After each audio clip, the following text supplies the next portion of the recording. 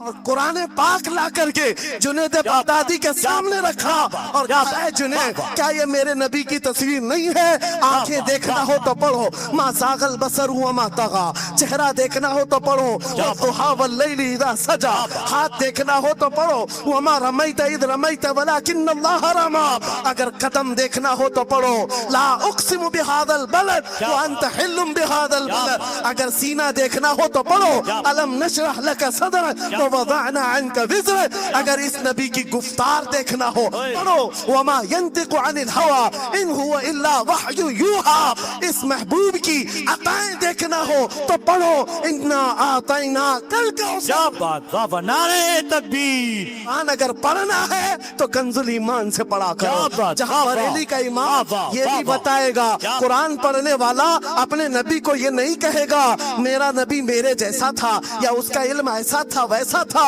بلکہ بریلی کا امام بتائے گا قرآن پڑھنے والا اپنے نبی کو یوں کہے گا سرور کہوں کہ مالک و میرا کہوں تجھے، باغ خلیل کا گل صحبہ کہوں تجھے، تیرے تو وصف عیب تناہی سے ہیں بری، حیران ہوں میرے شاہ میں کیا کیا کہوں تجھے، لیکن رضا نے ختم سخن اس پہ کر دیا خالق کا بندہ خلق کا آقا کہوں تجھے۔ ہمارا شیوا ہے پوری دنیا میں کہ صرف اور صرف رسول پاک کی غلام قوم ایسی ہے جو ایک منٹ میں پورا سناٹا طاری کر سکتی ہے۔ کسی نے ایک صاحب سے پوچھا تھا ویل ٹرینڈ فوج جو ہوتی ہے چاہے وہ امریکہ کی ہو کہ رشیا کی ہو کہ جاپان کی ہو چائنا کی ہو، ان سے پوچھا گیا کہ اگر 10,000 فوج کو صفوں میں کھڑا کرنا ہو اور ان کو ریڈی کرنا ہو تو آپ کو کتنا ٹائم لگے گا؟ کسی کے بارے میں کہا کہ امریکی فوج کے لیے ہمیں 4 گھنٹے لگ جائیں گے، ہم ترتیب دے دیں گے۔ رشین فوج کے لیے 3 گھنٹے لگ جائیں گے، چائنیز اور ایکٹیو ہیں 2 گھنٹے میں اپنی صفیں ترتیب کر لیں گے۔ اس مسلمان دانشور نے کہا اللہ کا کروڑوں احسان ہے 1,00,000 سے زیادہ کا مجمع ہوتا ہے حرم کعبہ میں بھی اور حرم رسول میں بھی، امام صرف 1 منٹ میں کہتا ہے صفیں درست کر لو، کسی کو ڈنڈا مارنے کی ضرورت نہیں، سب کی صفیں خود درست ہوتی۔ کیا بات، بے شک بے شک بے شک، یہ قوم ہے جو اپنی صفیں خود درست کرتی ہے۔ بے شک بے شک، مسجدوں میں جمعہ میں عیدگاہ میں جا کر کوئی لکڑی لے کر نہیں پھرتا کہ اپنی اپنی صفیں درست کر لو، ہر ایک کو اتنا شعور ہے کہ اپنی صفیں کیسے درست کی جاتی ہے۔ جب آپ کو اللہ تعالیٰ نے یہ نعمت عطا کی ہے مسجدوں میں صفیں درست کر سکتے ہیں 1 منٹ کے اندر، عیدگاہ میں 1 منٹ میں ہماری صف درست ہو سکتی ہے، اے نوجوانوں دنیا کو یہ بتاؤ صرف مسجد اور عیدگاہ نہیں، دنیا کے ہر میدان میں ہم اپنی صفیں درست کر سکتے ہیں، سبحان اللہ، کیا ہر میدان میں ہماری صف درست ہو سکتی ہے۔ یہ اللہ کی طرف سے دی ہوئی بہت بڑی نعمت ہے۔ بس اب مجمع جو خاموش ہے اور متوجہ ہے، اب میری بات کو آگے میں بڑھاتا ہوں، توجہ سے سنیں۔ قرآنی علوم کے متعلق آپ کے سامنے چند باتیں رکھوں گا، اس لیے کہ مجھے کہا گیا بڑا پڑھا لکھا مجمع ہے اور مسلمان کے لیے پڑھا لکھا ہونا بہت لازم ہے، اس لیے کہ جہالت اسلام کا اپوزٹ ہے، جہالت اسلام کا اپوزٹ ہے۔ آپ کو ایک بات میں بتاؤں، جب بھی کہا جاتا ہے دور اسلام یعنی حضور صلی اللہ علیہ وسلم کی آمد کے بعد کے حالات کو دور اسلام کہتے ہیں، اس سے پہلے والے زمانے کو دور جہالت کہتے ہیں، جبکہ اسلام کا اپوزٹ تو کفر ہونا چاہیے، کفر ہونا چاہیے۔ یہ دور اسلام ہے اور اس سے پہلے دور کفر تھا، نہیں دور اسلام سے پہلے والے دور کو دور جہالت کہتے ہیں، اس لیے کہ بتانا ہے اسلام اور جہالت دو اپوزٹ چیزیں ہیں، دو اپوزٹ چیزیں ہیں، جاہل ہو اور مسلمان ہو اسے زیب نہیں دیتا۔ جس قوم پر آنے والی کتاب ہدایت کا پہلا لفظ اقرا سے شروع ہوتا ہے، اقرا بسم ربک الذی خلق، قرآن کا پہلا لفظ جو آیا ہے وہ کس نام سے آیا؟ پڑھو اپنے رب کے نام سے، پڑھو اپنے رب کے نام سے، اور علم نہیں ہے تو کچھ نہیں ہے تمہارے پاس۔ امام غزالی تو فرماتے الناس کلہم موتا الا العلماء، یہ سارے انسان مردہ ہیں، زندہ اگر کوئی ہے تو علم والا ہے، علم والا زندہ ہے۔ اور جہالت کی تاریکیوں میں بھٹکنے والے کی مثال ایسی ہی ہے جیسے اندھیری کوٹھری میں بیٹھا ہوا ہے، کہیں روشنی کا آنے کا انتظام نہیں، اس کے سامنے حلوہ رکھو کہ گوبر رکھو دونوں برابر ہے۔ جاہل آدمی کے لیے ایسا ہی ہے، کبھی اس کا ہاتھ اس میں پڑے گا کبھی اس کا ہاتھ اس میں پڑے گا، جب نظر نہیں آ رہا ہے تو حلوہ کو گوبر سمجھ کر کھا لے گا، اور کبھی گوبر کو حلوہ سمجھ کے کھا لے گا، غلاظت اس کے لیے برابر ہو جائے گی۔ لیکن علم کو کہا گیا العلم نور، علم روشنی ہے۔ جس کے پاس علم آتا ہے وہ تمیز سیکھ جاتا ہے، اس کے پاس اخلاق آ جاتے ہیں، وہ حلال و حرام کے فرق کو سمجھنے لگتا ہے، برے اور اچھے کے درمیان فرق معلوم ہونے لگتا ہے۔ اسی لیے میرے عزیزو، مجھے بڑا گرو ہے اور فخر ہے، ہماری ہی خانقاہ سے یہ آواز آتی ہے آدھی روٹی کھائیں گے اور بچوں کو پڑھائیں گے۔ بے شک کیوں؟ بے شک اس عظیم خانقاہ سے یہ آواز دی گئی، کیوں؟ صرف اس لیے نہیں کہ تم بڑے ہو کر کے ڈاکٹر بنو گے، انجینئر بنو گے۔ لوگوں کی نظر میں اب بات یہی رہ گئی، یہ پڑھا اس لیے جاتا ہے کہ ڈاکٹر بننا، انجینئر بننا ہے اور کمانا ہے، بہت کمانا ہے۔ علم جو ہے آج کمرشل بنا لیا گیا۔ علم اس لیے نہیں، علم اس لیے حاصل کیا جاتا ہے کہ بندہ خدا کو پہچانے، کیا بات، بے شک بندہ اپنی حقیقت کو پہچانے، بے شک۔ زندگی گزارنے کے اسلوب اسے معلوم ہو جائے۔ علم اس لیے سکھایا جاتا ہے۔ بہت سارے لوگ صرف نوکری کے لیے سمجھتے ہیں کہ علم حاصل کرنا چاہیے، نوکری کے لیے نہیں، اپنے اخلاق کو بلند کرنے کے لیے علم آنا بہت ضروری ہے۔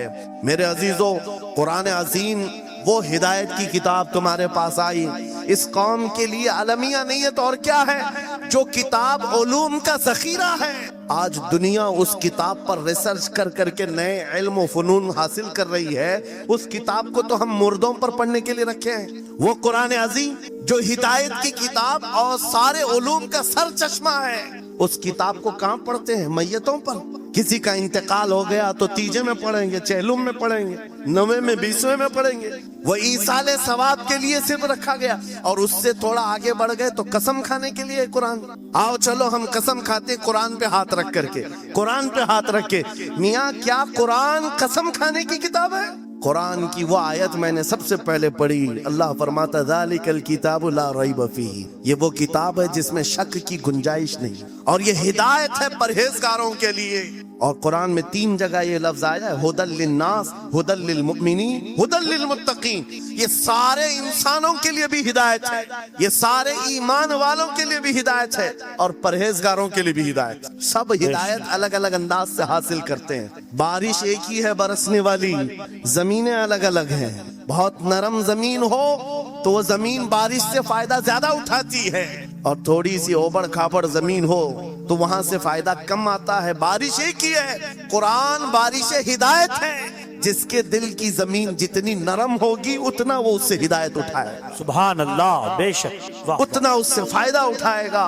اور آج حالات یہ ہیں، اے نوجوانوں اپنے دل پر ہاتھ رکھ کر کے بتاؤ، قرآن کتنے لوگوں نے پڑھا ہے؟ قرآن کتنے لوگوں نے پڑھا؟ میں ہاتھ نہیں اٹھواتا، کسی بھی بات پر ہاتھ مت اٹھایا کرو، نہ ہی چھوٹے ہاتھ اٹھانا ہے، نہ سچے ہاتھ اٹھانا ہے، نہ ہی کسی اور کو شرمندہ کرنا ہے۔ اپنے دل پہ ہاتھ رکھ کر کے بتاؤ قرآن کتنی مرتبہ پڑھ لیا؟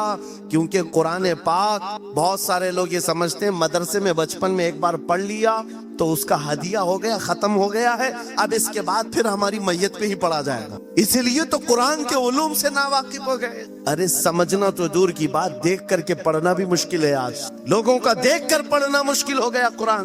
تمہارے پاس بہت ساری کتابیں نہیں ہیں، بہت سارے گرنتھ نہیں، بہت سارے وید نہیں ہیں جن کا شمار ہی نہیں ہے۔ تمہارے پاس اونلی ون، ایک کتاب قرآن پاک، ایسی محفوظ کتاب جس کے بارے میں اللہ تعالیٰ خود فرماتا ہے سورہ قمر میں، وَلَقَدْ يَسَّرْنَا الْقُرْآنَ لِلذِّكْرِ فَهَلْ مِن مُدَّكِرٍ، ہم نے قرآن کو یاد کرنے کے لیے آسان بنایا ہے کوئی یاد کرنے والا؟ 4 بار یہ آیت اللہ تعالیٰ فرماتا ہے کوئی یاد کرنے والا؟ اللہ جب فرما رہا ہے قرآن آسان ہے تو کون کہتا ہے یہ مشکل ہے؟ ہم نے خود اپنے ہاتھوں تباہی کو دعوت دی ہے۔ درس قرآن کو اگر ہم نے نہ بھلایا ہوتا، یہ زمانے نے زمانہ نہ دکھایا ہوتا، وہ زمانے میں معزز تھے مسلمان ہو کر، آج ہم خار ہوئے ہیں تاریخ قرآن ہو کر، آج ہم چھوڑے بیٹھے ہوئے ہیں۔ قرآن عظیم کو چھوڑ کر بیٹھنا کتنی بڑی گمراہی ہے۔ آج حالات ایسے آ گئے کہ قرآن کو بدلنے کی باتیں ہونے لگ گئی۔ کیوں؟ تم اٹھاتے ہی نہیں۔ 26 آیتیں نکال دو، 25 آیتیں نکال دو، اس میں یہ باتیں، اس میں وہ باتیں ہیں۔ مسلمان کو تو پتہ بھی نہیں ہے کون سی آیتوں کے بارے میں یہ واویلا مچایا جا رہا ہے۔ ارے تم پڑھو، تمہارے لیے قرآن آیا ہے۔ یہ جتنی بھی کانفرنسیں ہیں، میں سمجھتا ہوں اس کے بدلے ہر جگہ صبح و شام قرآن پڑھنے اور پڑھانے کا انتظام ہو جائے، اس طرح کے ہزاروں جلسوں سے وہ افضل ہے۔ بے شک بے کیونکہ یہ میں نہیں کہہ رہا ہوں، میرے آقا فرماتے ہیں خیرکم من تعلم القرآن وعلمہ، تم میں سے سب سے بہترین آدمی وہ ہے جو قرآن سیکھے اور دوسرے کو سکھائے۔ بے شک بے شک سب سے بہترین آدمی وہ ہے قرآن کو سیکھے اور دوسرے کو سکھائے۔ آج نوجوانوں کے اندر ایک بڑی تعداد مجھے دیکھنے کو ملتی ہے، ان کو چھوٹی چھوٹی صورتیں بھی نہیں معلوم، قرآن دیکھ کر کے پڑھنا بھی نہیں آتا۔ بچپن میں ہمارے ماں باپ نے ہم کو سینے سے لگا کر کے قرآن مدرسہ بھیجنے کی عادت ڈالی تھی، اور جب اسکول جاتے تھے تو بستہ پیچھے لگا کے جاتے تھے۔ پتا ہوگا اسکول جاتے ہیں تو بستہ پیچھے رکھ کے جاتے ہیں، اور قرآن پڑھنے کے لیے جاتے ہیں تو سینے سے لگا کے جاتے ہیں۔ یہ ہمیشہ سے ایک ریت رواج چلا، بزرگوں کا ڈالا ہوا کہ بیٹا قرآن ہمیشہ آگے ہوگا، لیکن شعور آنے کے بعد تم نے قرآن کو پیچھے ڈال دیا، پیچھے کو آگے کر دیا۔ کوئی علم ایسا نہیں جو قرآن میں موجود نہیں، کوئی علم ایسا نہیں۔ وَلَا رَطْبٍ وَلَا يَابِسٍ إِلَّا فِي كِتَابٍ مُبِينٍ، میرا مولا فرماتا ہے کوئی خشکی اور تری کی بات ایسی نہیں جو ہم نے قرآن میں نہ بیان کی۔ کیا بات! وَنَزَّلْنَا عَلَيْكَ الْقُرْآنَ تِبْيَانًا لِكُلِّ شَيْءٍ، رب فرماتا ہے ہم نے قرآن میں ہر چیز کا واضح بیان اتارا ہے تم پر۔ اور سیدنا عبداللہ ابن عباس مفسرین کے سردار، رسول پاک صلی اللہ تعالی علیہ وسلم کے چچیرے بھائی حضرت عبداللہ بن عباس کہتے ہیں لو ضاع لی عقال بعیر لوجدته فی کتاب اللہ، کہتے ہیں اگر میرے اونٹ کی نکیل کی رسی بھی گم ہو جائے میں اس کو کتاب اللہ قرآن میں ڈھونڈ کیا لوں گا، بات! کیا بات! واہ واہ واہ واہ! میں اس کو قرآن میں ڈھونڈ لوں گا۔ ان کے پاس علوم قرآن تھے، اور آپ کیا سمجھتے ہیں قرآن میں کیا نہیں ہے؟ سائنس کی وہ ایجادات کو اگر آپ لے کر کے بیٹھے، میں نے اپنا پورا بیان ریکارڈ کیا ہے 2 سال قبل ہی، یہاں وقت کی قلت ہے، میں آپ کے سامنے عرض کرتا ہوں 16ویں صدی کے بعد یا 18ویں صدی کے بعد سائنس کی ترقیات نے اپنا پیر جمانا شروع کیا ہے اس روئے زمین پر، جبکہ میرے مصطفیٰ کریم صلی اللہ تعالیٰ علیہ وسلم کی زبان اقدس سے نکلے ہوئے کلمات جو قرآن میں موجود ہیں اٹھا اور میں بتاتا ہوں ہر چیز کا علم قرآن میں موجود ہے۔ جب کوئی سونوگرافی کا انتظام نہیں تھا، نہ سی ٹی سکین ہو سکتا تھا، نہ ایکس رے کا کوئی علم کسی کے پاس تھا، اس وقت قرآن کہہ رہا ہے ایمبریالوجی کے بارے میں۔ کیا بات! ایمبریالوجی کیا ہے؟ بچہ پیدا ہونے کی جو اس کے نشو نما کی جو مدت ہوتی ہے، کس طرح پیٹ میں بچے کی تخلیق ہوتی ہے، قرآن میں مولا فرماتا ہے ثم جعلناه نطفة في قرار مكين ثم خلقنا النطفة علقة فخلقنا العلقة مضغة فخلقنا المضغة عظاما فكسونا العظام لحما ثم انشأناه خلقا آخر فتبارك الله احسن الخالقين۔ مولا فرماتا ہے ہم نے نطفے سے علقہ بنایا۔ نطفہ کیا ہے؟ سپم کا وہ ایک قطرہ جو مرد کے ذریعے سے عورت کے رحم میں جاتا ہے، اس کے بچے کی تھیلی میں جاتا ہے، ایک نطفہ، ایک بوند، جس کو نطفہ کہا گیا ہے۔ مولا فرماتا ہے ہم نے نطفے سے علقہ بنایا۔ علقہ کس کو کہتے ہیں؟ سائنس میں پڑھنے والے اگر اسٹوڈنٹس ہوں تو سمجھ جائیں گے، اگر کوئی میڈیکل سائنس کا کوئی اسٹوڈنٹ ہے تو اسے معلوم ہونا چاہیے ایمبریالوجی میں چپچپا ہوا چنگم جو ہوتا ہے اس کو علقہ کہتے ہیں عربی میں۔ اور آج سائنس یہ کہتی ہے کہ پہلے باپ کے نطفے کے ایک قطرے سے ایک چھوٹا سا خون کا ٹکڑا بنتا ہے جو چپچپا ہوتا ہے، پھر اس کے بعد ایک گوشت کا ٹکڑا ہوتا ہے، پھر اس کے بعد اس میں ہڈیاں بنتی ہیں، پھر اس کے بعد اس پر چمڑیاں آتی ہیں، پھر اس کے بعد اس کی آنکھیں ساری چیزیں بن جاتی ہیں۔ یہ پروسیس ہے 9 مہینے ماں کے پیٹ میں، اور ہر ایک کے ویکس گنے ہوئے ہیں۔ فرسٹ ویک میں کیا ہوتا ہے، سیکنڈ ویک میں کیا ہوتا ہے، تھرڈ ویک میں کیا ہوتا ہے، ایمبریالوجی کا پورا علم ہے۔ سائنس آج 21ویں صدی میں اس ایمبریالوجی کو تمہارے سامنے لا رہی ہے۔ عربوں کے اس دور کی بات کر رہا ہوں جہاں لوگوں کو گھر بنانے کا علم نہیں تھا، اور قرآن ماں کے پیٹ میں پیدا ہونے والے بچے کی تخلیقات بیان کر رہا ہے۔ نعرہ تکبیر، نعرہ رسالت، فیضان قرآن مقدس، فیضان شیخ المشائخ، نعرہ تکبیر، نعرہ رسالت۔ واہ واہ! مشہور سائنسدان ہے فرینک پریس نام سے، جس نے یہ تھیوری دنیا کو بتائی کہ ارضیات زمین کے اندر جو وسعت ہو رہی ہے، اور اس کے بعد اس نے کہا تھا فرینک پریس نام کا انگریز مورخ اور انگریز سائنسدان نے کہتا ہے زمین جو ہے پانی کے اوپر ہے، اور ایسے ہی پانی کے اوپر کوئی چادر بچھا دی جائے تو کبھی چادر ادھر ہو سکتی کبھی ادھر ہو سکتی ہے۔ اس چادر کو مضبوط رکھنے کے لیے اس پر پہاڑوں کا ہونا بہت ضروری ہے۔ یہ 19ویں صدی میں فرینک پریس کہہ رہا ہے، اور میرا مولا قرآن میں فرماتا ہے، اللہ تعالیٰ فرماتا ہے والجبال اوتادا، ہم نے پہاڑوں کو میخ بنا کر کے زمین پر گاڑا، کیا بات، واہ واہ، بے شک بے کہ شک۔ زمین کو ہلنے نہیں دیتے پہاڑ۔ ارضیات کا علم، آسٹرونومی کے بارے میں، آسٹرولوجی کے بارے میں قرآن میں موجود علوم آپ پڑھو، زولوجی کے بارے میں، جانوروں کے علوم کے بارے میں قرآن میں پڑھو۔ رب تعالیٰ پرندوں کے ان اشکال کے بارے میں بیان فرما رہا ہے، یہ جھنڈ کے جھنڈ جاتے ہیں، جماعت کی جماعت ہوتی ہیں۔ چونٹیوں کے بارے میں پوری سورہ موجود ہے، ان کے کھانا تقسیم کرنے کا طریقہ کیا ہے، ان کے ایک دوسرے کو پکارنے کا طریقہ کیا ہے، ان میں جب ایک چونٹی مر جاتی ہے تو اس کو دفنانے کا طریقہ کیا ہے۔ یہ کون بیان کر رہا ہے؟ یہ قرآن بیان کر رہا ہے، قرآن پاک بیان کر رہا ہے۔ جب ترقیات اس قدر آگے آ گئی کہ مشینوں کے سہارے سے آج ذرے کو دیکھا جاتا ہے، پرکھا جاتا ہے، اور پھر دنیا کو بتایا جاتا ہے یہ ہماری تحقیق ہے، اور قرآن اس زمانے میں بیان کر رہا ہے۔ میرے عزیزو ایک بات بتاتا ہوں، 18ویں پارے میں سورہ نور میں ایک آیت آئی ہے، اس آیت کے بارے میں بتاتا ہوں بعد میں، لیکن 18ویں صدی میں ایک سائنسدان جو امریکہ کی سفر پر تھا، اس نے اٹلانٹک اوشین میں ایک جگہ ایسی دیکھی جہاں پر اتنا اندھیرا ہے کہ ہاتھ نکالو تو بھی نظر نہیں آئے، سورج کی روشنی بھی نہیں پڑتی۔ واپس آ کر کے اس نے کہا میں نے ایک ایسی جگہ دریافت کی ہے جہاں سورج کی روشنی ہی نہیں پڑتی اور اپنی آنکھوں کو کچھ نظر نہیں آتا۔ اگر ہاتھ نکال کر کے دیکھو، سمندر کے بیچوں بیچ اٹلانٹک اوشین، یہ کوئی تالاب کا نام نہیں ہے، یہ لمبا سفر طے کر کے کوئی ایک جگہ کو ڈھونڈ لیا ایک سائنسدان، اور آ کر کے دنیا کو بتا رہا ہے میں نے ایک ایسی جگہ معلوم کی جہاں پر خوب اندھیرا ہوتا ہے، ہاتھ بھی نظر نہیں آتا۔ جب وہ آ کر کے بتاتا ہے، ایک عالم ربانی نے قرآن کی آیت پڑھی، مولا قرآن میں فرماتا ہے اذا اخرج یدہ لم یکد یراہا ومن لم یجعل اللہ لہ نورا فما لہ من نور۔ قرآن میں اللہ فرماتا ظلمات بعضها فوق بعض، ایک جگہ ہم نے ایسی بنائی ہے جہاں اندھیریوں پر اندھیریاں ہیں، جہاں ہاتھ بھی نکالو گے تو ہاتھ نظر نہیں آئے گا۔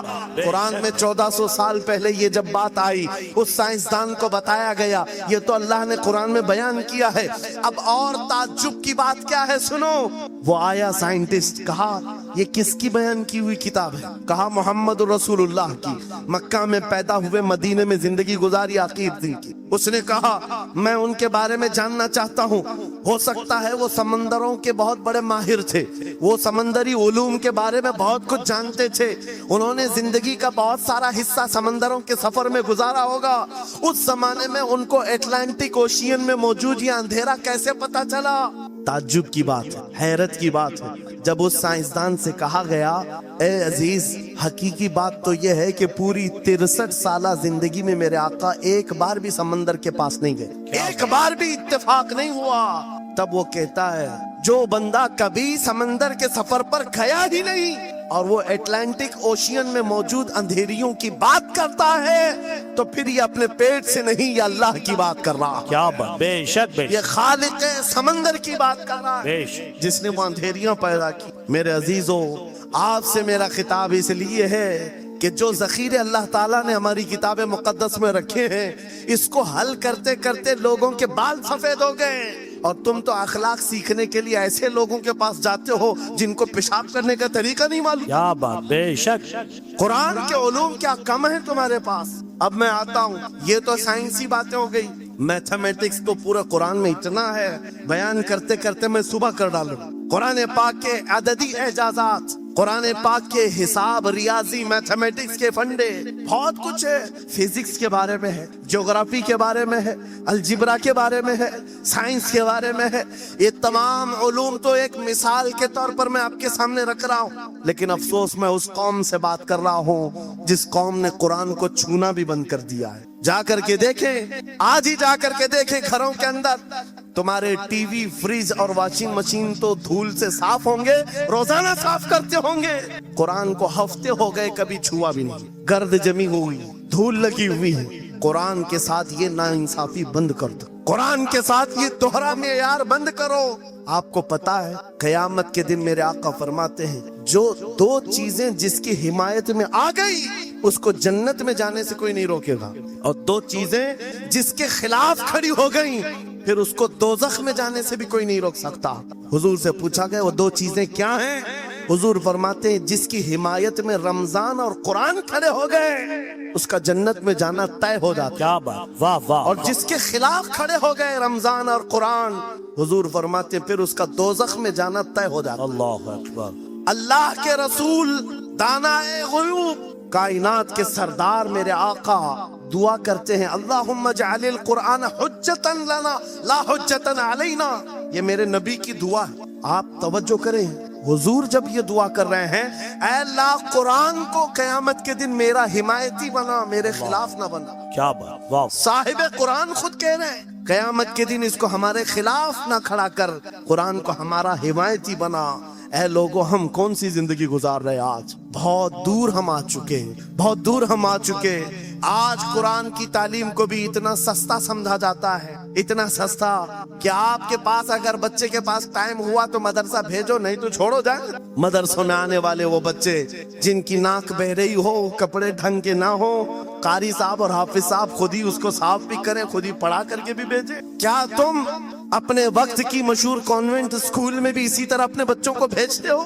وہاں پر غیر حاضری سے کتنا ڈرتے ہو, اپنی چھٹیاں ترک کر دیتے ہو, رشتہ داروں سے ملنا بند کر دیتے ہو. نہیں, بچے کی اسکول چھوٹ سکتی ہے, لیکن قرآن کے ساتھ کیسا دوہرا سلوک, قرآن کے ساتھ کیسا معیار ہے.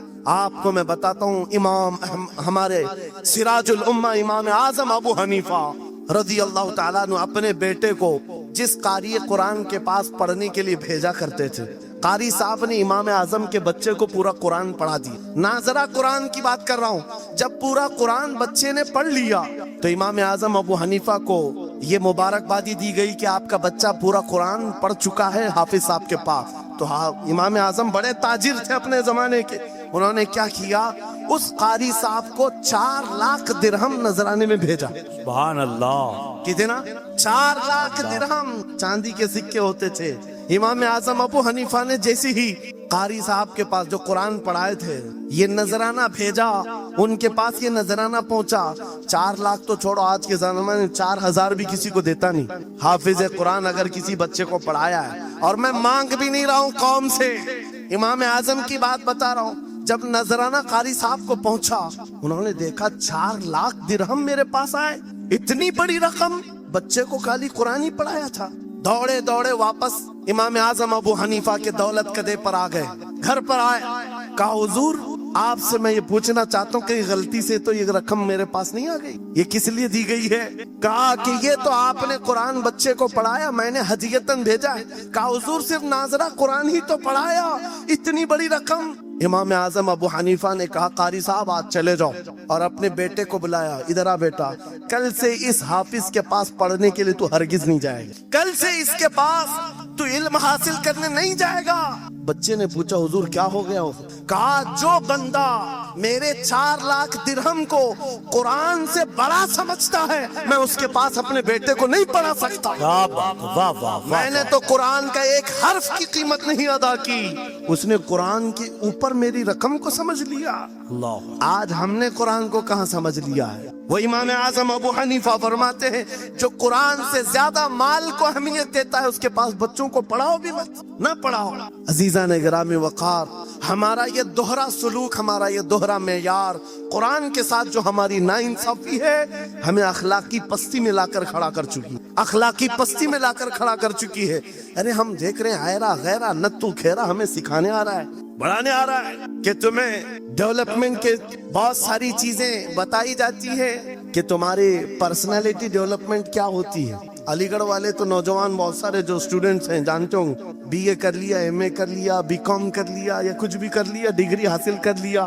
بڑی بڑی کمپنیاں آج پوچھتی ہیں کہ اس کے پاس پرسنالٹی ڈیولپمنٹ ہے یا نہیں. یہ کیا ہے پرسنالٹی ڈیولپمنٹ؟ کچھ بڑے بڑے شہروں کے نوجوان ہمارے پاس آئے تھے, کہا ہم کورس کر رہے ہیں. کہا میں نے پوچھا اس میں ہوتا کیا ہے؟ کہا اس میں سکھایا جاتا ہے بیٹھنا کیسا ہے, لوگوں سے ملنا کیسے ہے, کھانے کے لیے بیٹھے تو چمچ کہاں رکھنا ہے, برتن کہاں رکھنا ہے, لوگوں سے ہینڈ شیک کیسے کرنا ہے, یہ ساری چیزیں سکھائی جاتی ہیں.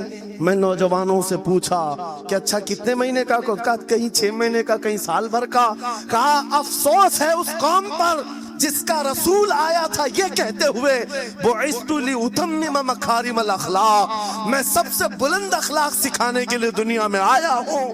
اس رسول کی امت آج ایسے لوگوں کے پاس اخلاق سیکھنے جا رہی ہے جس کو حلال و حرام کی تمیز نہیں، جس کو کھڑے ہو کر پیشاب کرنے میں فخر لگتا ہو، اس کے پاس تو یہ اخلاق سیکھنے جا رہے ہیں، پرسنالٹی ڈیولپمنٹ سیکھنے جا رہے ہیں. اور میں تمہیں بتاتا ہوں قرآنی اخلاق کیا ہیں. مولا کریم نے اپنے حبیب کو جو بیان کیا ہے، سورہ لقمان اٹھاؤ، باپ اپنے بیٹے کو نصیحت کیا کیا کرتا ہے. اگر 3 آیتیں بھی پڑھ لو تمہاری زندگی سدھر جائے گی. لقمان حکیم اپنے بیٹے سے کہتے ہیں یا بنی اقم الصلاۃ وامر بالمعروف وانہ عن المنکر واصبر علی ما اصابک. اے بیٹا نماز پڑھا کر، برائیوں سے بچا کر، اچھائیوں کی بات کر، جو مصیبت آئے اس پر صبر کر. یہ صرف جملے نہیں ہیں، یہ جملے نہیں ہیں. لقمان حکیم نے اپنے بیٹے کو جو ڈرایا تھا، قرآن کہتا ہے یا بنی انہا ان تک مثقال حبۃ من خردل فتکن فی صخرۃ او فی السماء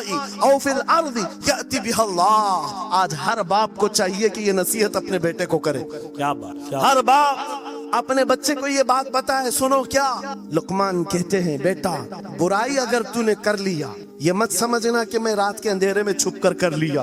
آج تمہارے ہاتھ میں موبائل گناہوں کا اڈا بن کر کے آیا ہے. صرف ایک ٹچ اسکرین پر ساری دنیا تمہارے سامنے ننگی ناچتی ہوئی نظر آتی. کتنے نوجوانوں نے اپنے اخلاق کا قتل کر لیا ہے، ان کی آنکھیں حیا سے ناپاک ہو گئی ہیں. کتنے لوگوں نے اپنا نور ایمان بیچ دیا موبائل کی اسکرین پر چلنے والی ان بے حیا تصویروں پر. کتنے تو فریفتہ ہو گئے، کتنے جوانی برباد کر چکے. تم کیا سمجھتے ہو میرے عزیزو؟ ایک جوان نے مجھے بتایا تھا، رات کے وقت میں تنہا موبائل لے کر بیٹھا تھا، اچانک پردہ ہلا تو ڈر لگا، جلدی سے اسکرین آف کیا بیٹھا. مجھے لگا ماں آئی ہوگی، باپ آیا ہو، کوئی آیا ہوگا، لیکن کوئی نہیں. پردہ ہلا، ایک بلی آئی تھی، اس سے بھی ڈر لگ گیا. میں نے کہا پردے کے ہلنے سے اتنا ڈر ہے کہ کوئی آ جائے، تیرا ایمان کہاں گیا؟ وہ مولا کہتا ہے یعلم خائنۃ الاعین وما تخفی الصدور. وہ رب تمہارے دلوں میں گزرنے والے حالات کو بھی دیکھ رہا ہے، بے شک. تمہاری آنکھوں کی خیانت کو بھی وہ دیکھ رہا ہے. جب تمہارا یقین ہی ختم ہو گیا تو کیا کرو گے؟ اسی لیے عربی کا مشہور مقولہ ہے اذا لم تستحی فافعل ما شئت واصنع ما شئت. جب تمہارے اندر سے حیا نکل جائے تو جو چاہے کرو، جو چاہے کر لو. آج لقمان حکیم کی وہ بات میں پیش کر رہا تھا، آیت مکمل کرتا ہوں. باپ اپنے بیٹے سے کہتا ہے اگر برائی کر لیا تم، اگر بے حیائی ہو گئی، یہ مت سمجھ کے بہت چھپ کر کے کیا. آج سے 4000 سال پہلے لقمان حکیم کہہ رہے ہیں اپنے بیٹے سے اگر برائی تو آسمانوں میں جا کر کرے گا، یا پہاڑ کے اندر گھس کر کرے، یا زمین کے اندر جا کر کرے، کہیں پر بھی کر لے. جبکہ یہ تینوں چیزیں ان کے زمانے میں نہیں تھی. نہ پہاڑوں کے اندر جا کر کے کرنے کا تصور، نہ زمینوں کے اندر جانے کا، نہ آسمانوں میں اڑنے کا تصور. یہ سب آج کے دور میں ممکن ہے. اور لقمان حکیم کہتے ہیں اگر تو ان سب جگہوں پر جا کر کہیں پر بھی کرے گا، یأتی بها اللہ، اللہ وہ تیرے سامنے لے کے آئے گا. بے شک، بے شک. ومن يعمل مثقال ذرة خيرا يرى ومن يعمل مثقال ذرة شرا يرى. تم اگر رائی کے دانے کے برابر بھی نیکی کرو اللہ وہ تمہیں دکھائے گا، رائی کے دانے کے برابر بھی برائی کرو اللہ تمہیں دکھائے گا. اخلاق سیکھنے کے لیے دوسری جگہ جاتے ہو، اگر یہ فارمولا کسی کو یاد ہو جائے، میں کہتا ہوں سارے CCTV کیمرے بند ہو جائیں. اس بندے کو کوئی بہکا نہیں سکتا جس کے دل میں صرف اتنا خیال ہے کہ میرا مولا مجھے دیکھ رہا ہے، بے شک، بے شک. میرا رب مجھے دیکھ رہا ہے. اس کی نگرانی کے لیے کسی کیمرے کی ضرورت نہیں، کسی CCTV کی ضرورت نہیں. عزیزان گرامی وقار، بچوں کے دلوں میں اخلاق بعد میں آئیں گے، اللہ کا خوف ان کے دل میں ڈالو. اللہ دیکھ رہا ہے، ایک دن تمہیں حاضر ہونا ہے، سب لایا جائے گا، سب لایا جائے گا. جو کچھ کیا تھا، جو کچھ کہا تھا، سب لایا جائے گا. لقمان حکیم نے اپنے بیٹے کو اخلاق سکھایا. کیا سکھایا؟ وَقْصِدْ فِي مَشِيكَ وَغْضُضْ مِنْ صَوْتِكَ إِنَّ أَنْكَرَ الْأَصْوَاتِ لَصَوْتُ الْحَمِيرِ. چلنا ہو تو मियाना अंदाज में चलो, ऐसे नहीं कि अकड़ कर चलना है या झुक कर चलना है, एतदाल के साथ चलो और आवाज को नरम रखा करो।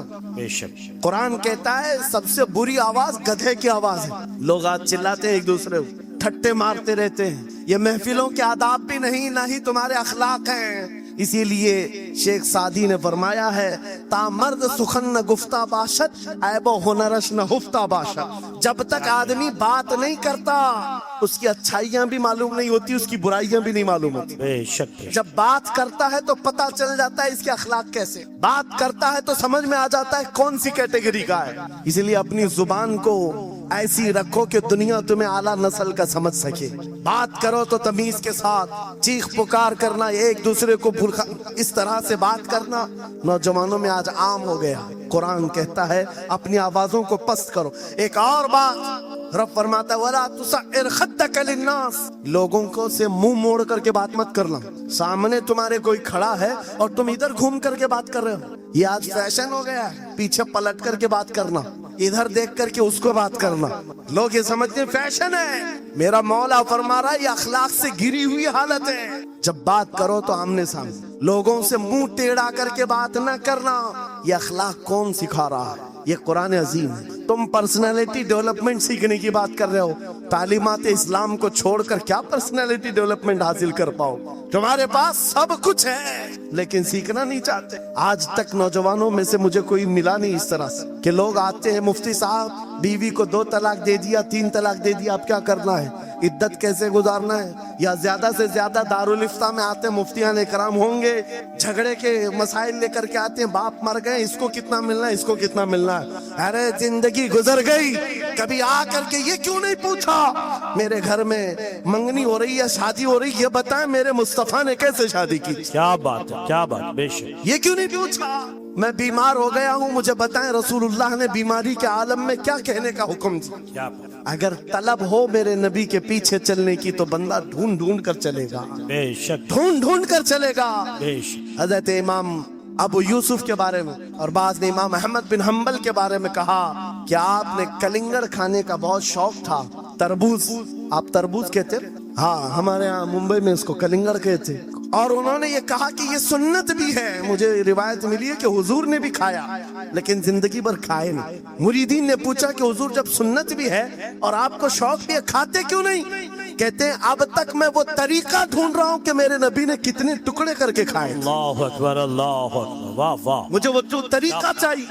हुजूर के पीछे चलने वाला ढूंढ ढूंढ करके अमल करता है। अल्लाह। और आज हमने जिंदगियां ऐसी बनाई हुई हैं कि लगता है दारुल इफ्ता, मुफ्ती और उलमा सिर्फ तलाक के लिए हैं, ये इद्दत के मसले पूछने के लिए, विरासत के मसले पूछने के लिए। अरे हमें भी काम दो, हम ढूंढ ढूंढ कर तुम्हें बताएं मेरे नबी चलते कैसे थे, मेरे नबी बात कैसे करते थे, लोगों से मुसाफा कैसे करते थे, लोगों के सामने आते तो कपड़े कैसे पहनते थे, मेरे नबी की नमाजें कैसी थी, हुजूर जब दस्तरखान पर बैठते कहां से शुरू करते कहां से खत्म करते। इस काम पर भी तो उलमा को लगाया करते ताकि तुम्हें पता चलता मुझे कहीं और से अखलाक सीखने की जरूरत नहीं, दुनिया के सारे अखलाक मेरे नबी के कदमों में मौजूद है। नारे तकबीर, नारे रिसालत, फैज़ाने खानकाए बरकत, फैज़ाने खानकाए बरकत, शेरे रज़ा, शेरे रज़ा, फैज़ाने शेखुल मशाइख, नारे तकबीर, नारे रिसालत। दर से कुरान को अगर हमने न भुलाया होता, ये जमाने ने जमाना न दिखाया होता। ये को बंद कर दो। ये कुरान पाक के सिलसिले में मुझे बयान करने का हुक्म दिया गया, बस मैं वही बातें कर रहा हूँ। मैं आपको अपने मौजू से जो मुताल्लिक है वो बातें अर्ज करता हूँ। कुरान क्या तमीज सिखाता है। आज घर घर के अंदर जो एक बहुत बड़ी बला आई हुई है, हर तीसरा चौथा घर ये शिकायत लेकर के आता है बेटा हाथ से निकल गया, बेटी हाथ से निकल गई। माँ बाप इस बात के लिए रोज परेशान है, बेटा हाथ में नहीं आता, बेटी हाथ में नहीं आती। जहाँ ये जवान हुए 10वीं पास किया, ये मुंह दिखाते हैं हमको, आंख फिराते हैं हमको। फरमा बरदार बच्चों की कमी बहुत कम हो गई। गलती इन बच्चों की नहीं, उन माँ बाप की भी है। तुमने इनकी तरबियत तो खिलौनों से की है। इनकी तरबियत में तो तुम चाहते थे कि हर संडे इनको पिकनिक पर ले जाएं, बच्चा खुश हो जाएगा। ان کو घुमाएंगे फिराएंगे, जो बच्चा मांगेगा सब ला कर देंगे। अरे ये 14 साल का नहीं हुआ, हाथ में मोबाइल भी पकड़ा दिया, सब कुछ कर दिया बच्चे के लिए। और अब बाप ये सोचता है ये 16 साल का हो जाए तो मेरी बात मानना चाहिए। एक बात याद रखो, जमीन में अदरक बो करके गन्ना आने की उम्मीद मत रखना। बेशक बेशक। जो बोते हो वही फसल आती है। मेरे नबी ने फरमाया, अल्लिमु औलादकुम सलासा खिसालिन, हुब्ब नबीकुम व हुब्ब अहली बैतिही व तिलावतल कुरानिल करीम। मेरे आका की हदीस है, हुजूर फरमाते हैं अपनी औलाद को सबसे पहले 3 बातें सिखाओ। 3 बातें सिखाओ। क्या है? नंबर 1, अपने नबी की मोहब्बत सिखाओ। बेशक सुभान अल्लाह। क्या होगा इससे? तुम जिस बात के लिए आज परेशान हो ना, 16 साल के बाद मेरा बच्चा मेरा फरमाबरदार बने, याद रखो तुम अगर इस बच्चे को नबी की मोहब्बत डालो, 16 साल नहीं तुम्हारा बेटा 60 साल का होगा, तब भी सर झुकाकर तुम्हारे साथ खड़ा रहे। क्या बात। बेशक बेशक। तुम उसके दिल में अल्लाह रसूल की मोहब्बत डालो, अल्लाह तुम्हारी मोहब्बत उसके दिल में डाले। बेशक। ये रिटर्न दिया जाता है। नंबर 1 अपने नबी की मोहब्बत, नंबर 2 रसूल पाक के अहले बैत की मोहब्बत। मेरे आका फरमाते हैं बच्चों को सिखाओ। तीसरी चीज कुरान की तिलावत। ये 3 चीजें सिखाओ सबसे पहले बच्चों को। लेकिन इन 3 चीजों से तो हम बच्चों को छोड़ ही चुके। सबसे पहली चीज जो सिखानी थी वो अपने नबी की मोहब्बत। अजीजा ने गिरामी वखार, आज घर घर के अंदर ये जो मुसीबतें आई हैं, माँ बाप की नहीं सुनता। माँ बाप अगर जवान लोग अभी शादी कर रहे तो अभी से तय कर लो, बच्चा होगा, ये ख्वाब नहीं देखेंगे पहले इसको क्या बनाना है। तुम अगर अल्लाह उसके रसूल की मोहब्बत डालने की ख्वाब लेकर उस बच्चे की तरबियत करो, इंशाल्लाह वो डॉक्टर भी बनेगा, इंजीनियर भी बनेगा, प्रोफेसर भी बनेगा, लेकिन साथ में आशिक रसूल भी बने। सुभान अल्लाह सुभान। और जहाँ ये दौलत लेकर के खड़ा होगा, इश्क रसूल की दौलत लेकर खड़ा होगा, और प्रोफेसर भी हो जाए, डॉक्टर भी हो जाए, कुछ भी हो जाए। देखो मशाइख मारहरा जिनके वालिदैन ने उनकी तरबियत की, उनको दुनियावी उलूम का माहिर तो बनाया है, क्या? लेकिन आज तक आपने देखा कॉलेज में पढ़ाने वाला प्रोफेसर लाखों मुरीदीन की दस्तगीरी भी कर रहा हो और उनकी शरीयत और तरीकत को बयान भी करता हो। बेशक। नारे तकबीर, नारे रिसालत, फैज़ाने हसनुल उलमा, फैज़ाने हसनुल उलमा। तालीम नारे इस्लाम तकबीर कॉन्फ्रेंस के लिए, वाह वाह वाह। तालीमात इस्लाम के लिए ये घराना आइडियल है। मैं मुबालगा आराई नहीं कर रहा हूँ, मुबालगा आराई नहीं कर रहा हूँ।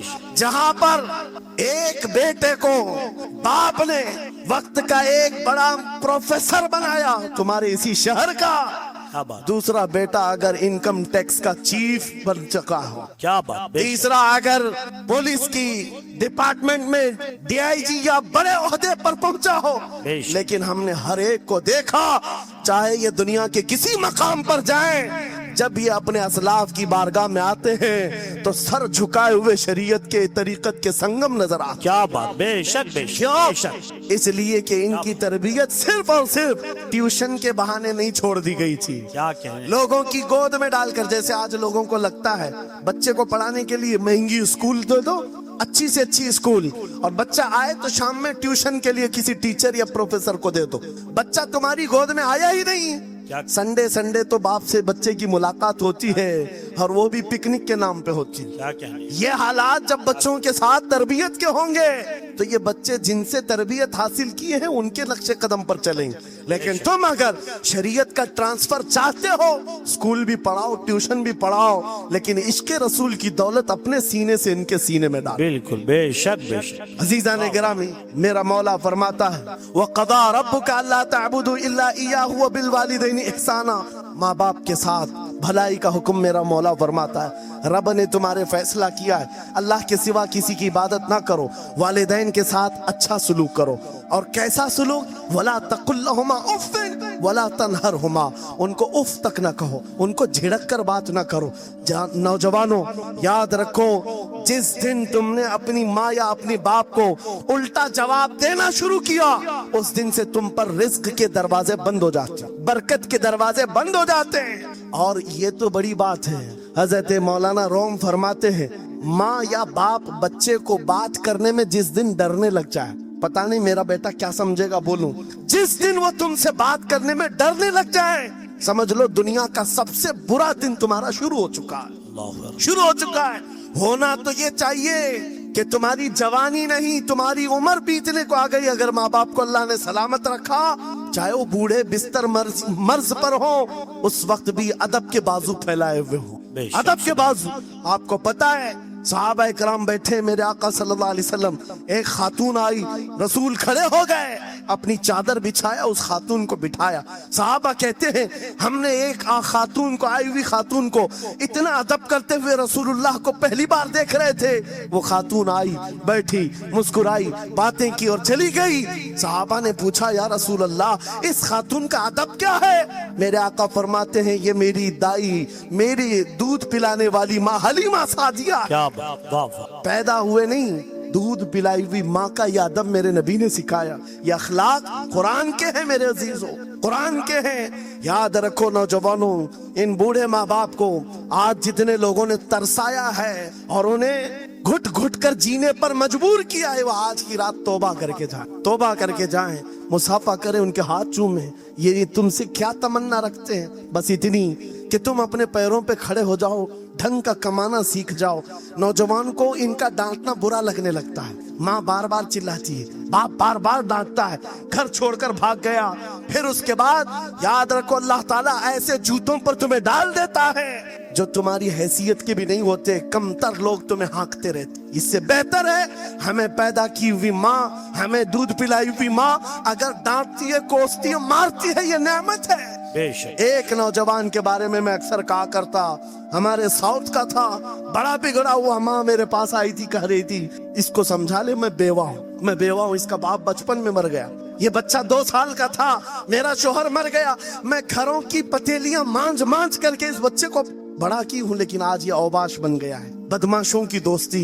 मैंने उस नौजवान को बुलाया था, अपने करीब किया, समझाया, अल्लाह ने उसको समझ दे दी। वो लड़का थोड़ा बहुत सीधे रास्ते पर आया और बेंगलुरु गया था कमाने के लिए। मैंने कहा नौकरी कर, तेरी माँ कुछ नहीं चाहती, वो जिंदगी तो गुजार चुकी, अपने हाथों से कमाई है, बस ये चाहती है कि तेरी कमाई का एक लुकमा खा ले। ऐ नौजवान, क्या अपनी माँ को इतना भी सुख नहीं देना चाहता? गया था कमाने के लिए। मेरे अजीजों, आज भी वो मौजूद है, आज भी है। वो कमाया, महीना भर गुजरा था या 2 महीने, अपनी तनख्वाह लेकर के वतन वापस आया। अपने घर के पास जिस दिन वो पहुंचा था, घर के बाहर बहुत भीड़ जमी थी। लोगों से पूछा उसने तो पता चला उसकी माँ आज ही सुबह इंतकाल की। अल्लाहु अकबर। वो पैसों की गड्डी ला करके जो कमाया था 1 महीने 2 महीने की तनख्वाह माँ के कदमों में रख दिया। बहुत रोया। ये बात मैं तकरीरों में इसलिए कहता हूँ, उसने कई बार कहा मुफ्ती साहब नौजवानों को सिर्फ इतनी बात कहें, मैं इस अजाब में रोज मरता हूँ। मेरी माँ जिंदगी भर लोगों के जूठे मांझ करके मुझे खिलाती रही और मैं एक लुकमा मेरी माँ को खिला न सका। जिस दिन मैं लाया था पैसे, ये तो दुनिया से चल पड़ी। मुझे आज रोज इस बात का गम सताता है। आप नौजवानों से खिताब करते हैं, कम से कम इनसे कह दें कि तुम्हारे माँ बाप जिंदा हैं, होश में आ जाओ, अपने हाथों से उनको खिला तो सको, उनके हाथ पकड़कर चला तो सको। इसलिए कि दुनिया की अजीम नियामत है, जिसका बाप जिंदा है, जिसकी माँ जिंदा है, उसके हक में वो दुआ कर ले। मेरे आका फरमाते हैं नबियों की दुआ उम्मत के बराबर जो होती है, वो बाप की दुआ बेटे के बराबर होती। आज मैं गुफ्तगू समेटता हूँ, खत्म कर देता हूँ, इसलिए कि अखलाक इस्लाम बहुत वसी मौजू है, बहुत वसी मौजू है। लेकिन आपके लिए सिर्फ इतनी बात काफी है कि कुरान को छोड़ करके अगर दूसरी जगह सीखने जाओगे तो मारे मारे फिरोगे। आज वापस आ जाओ उसी कुरान पर जिसको मेरे आका ने हमारे उरूज का जरिया बनाया है, हमारी तरक्की का रास्ता बनाया है। जानते हो जब दुनिया के पास पार्लियामेंट नहीं थी, चलाने के लिए उसूल नहीं थे, पूरी दुनिया को कुरान ने उसूल बताए हैं, कानून बताए हैं। इस एक कुरान से फिक़ह हनफी मिला, फिक़ह शाफ़ई मिला, फिक़ह हम्बली मिला, फिक़ह मालिकी मिला। ये तो 4 मैंने नमूने बताए, 1 2 नहीं 18 फिक़ह की तदवीना पूरी दुनिया में मौजूद है। इस कुरान पर लिखी जाने वाली तफसीरों की तादाद पूरी दुनिया की किताबों से सबसे ज्यादा है। 700 तफसीरों के नाम मेरे पास मौजूद है। हर तरह से अलग अलग तफसीर की गई है, दुनिया की मुख्तलिफ जुबानों में इसके तर्जुमे किए गए। वो एक कुरान ऐसा है जो आज भी बबांगे दोहल पूरी दुनिया को चैलेंज कर रहा है, अगर तुम अल्लाह की बात को झूठा मानते हो, कुरान की तरह एक आयत ला करके बता दो, एक सूरत ला करके बना दो। आज दुनिया तरक्की बहुत कर चुकी होगी, टेक्नोलॉजी पर ये पाबंदे सलासिल कर चुकी और चांद पर कमंदे डाल चुकी, सूरज की शुआओं को कैद करके करंट बना दिया हो, सयाल मादे से दुनिया ने केमिकल बना दिया, सब बना दिया। लेकिन एक बात तय है, पूरे इंसान मिल जाएं, पूरे जिन्नात मिल जाएं, मेरा मौला फरमाता फिर भी वो कुरान के मिसल नहीं ला सकते। बेशक बेशक, वाह कुरान के मिसल नहीं ला सकते। ये मौजज़ा तुम्हारे पास है, ये मौजज़ा तुम्हारे पास है, दुनिया के पास ये दौलत नहीं। उठो वगरना हश्र न होगा फिर कभी, दौड़ो के जमाना चाल अपनी चल गया।